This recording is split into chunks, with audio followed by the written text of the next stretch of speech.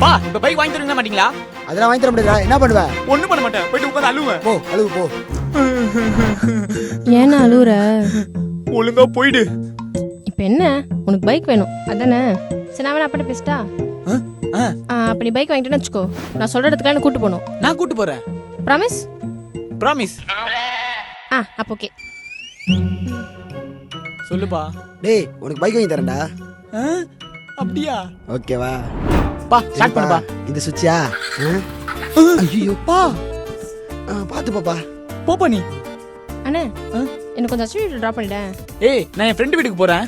ஏய் ப்ராமிஸ் பண்ணிருக்க. உட்கார்.